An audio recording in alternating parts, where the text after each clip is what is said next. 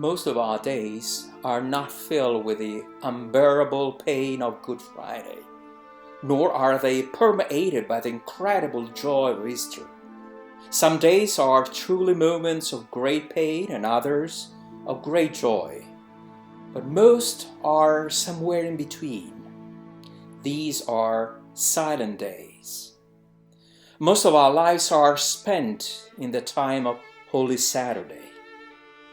Holy Saturday is the moment of silence between the cry of pain, my God, why have you forsaken me?"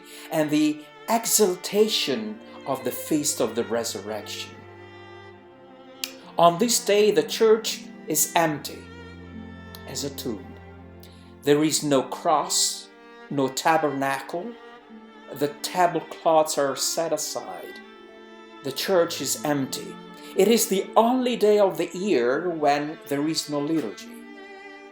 There is nothing.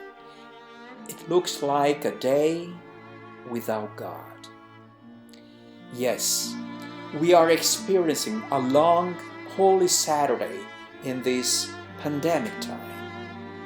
Days of waiting, as was Holy Saturday for the disciples. In life, we are often waiting for something. For example, looking forward to entering a good school, or looking forward to meeting the right person, looking forward to getting pregnant, looking forward to getting a job, waiting for a diagnosis from the doctor, or waiting for things at work to improve.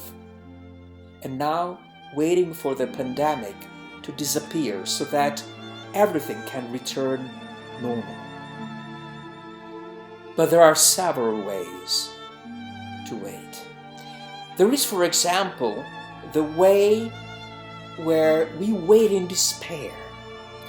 Things could never improve, and God could never do anything with our situations. Nothing will change. Nothing can ever change. And this was the way the disciples were waiting for something to happen closed inside the holy room. Then there is also a passive waiting, as if everything was depending on fate, on destiny, or on God who has already fixed everything. In this passive wait, there is no despair, but there is not much to wait for. Finally, there is active waiting. It's the active way of hope.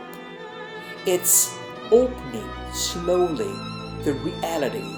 It's a breakthrough of reality, and we are just listening to it, detached from our ways of controlling life. Listen to reality in silence. It is this situation we are going through where we need to be listening to reality. There is a comment written by Father David Maria Turoldo, taken from the text of the Book of Wisdom, Dum Medium Silentium, from the Octave of Christmas. While silence surrounded the earth and the night was halfway through its course, you came down a word of God in solitude and higher silence. The silence of Holy Saturday is the fulfillment of the descent of the Word of God. The Word deepens its incarnation, penetrating into the womb of the earth, into the shadows of our feelings, especially the feeling to be abandoned by God, by people. If the grain of wheat falling to the ground does not die, it remains alone. But if it dies, it produces much fruit.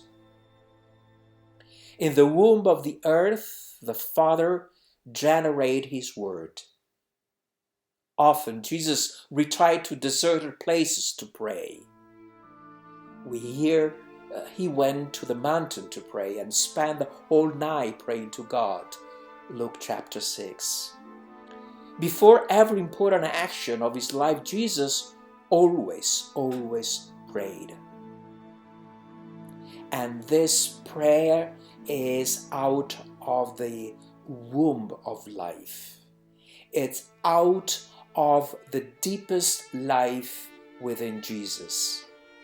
And there Jesus cries out, "Here I am."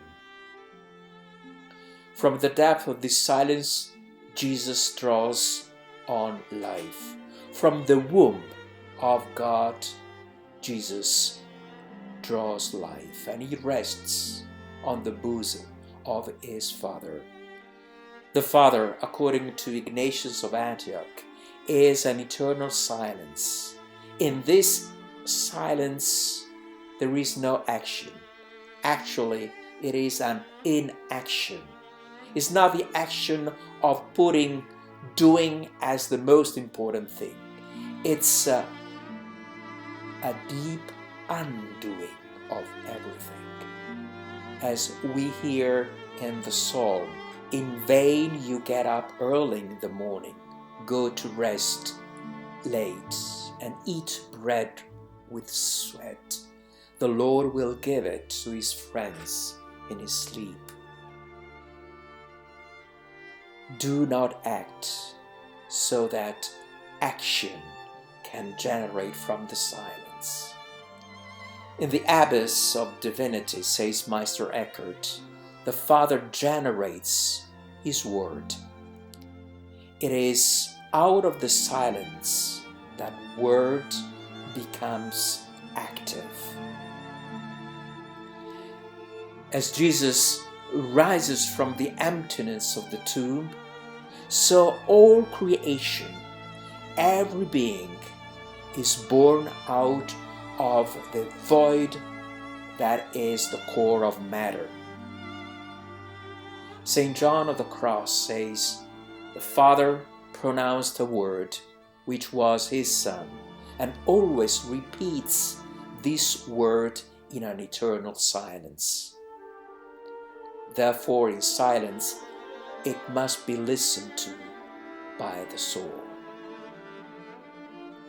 God the Father pronounces his holy word also in our creation, in our very days. And this creation is a way to recreate what is undone.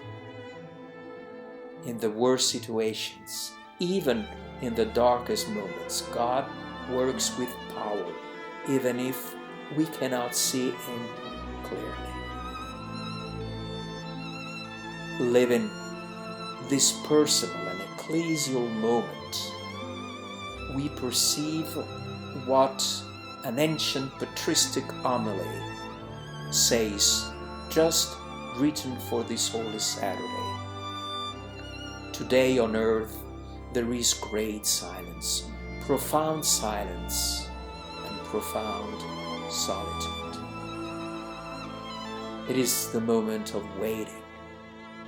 It is the moment to be open to what is unexpected, not out of fear, not out of being worried, no, out of the creation of this word within us, so that we may listen once again the cry of the resurrection. Awake, O you who sleep, arise from the dead, and Christ will shine on you.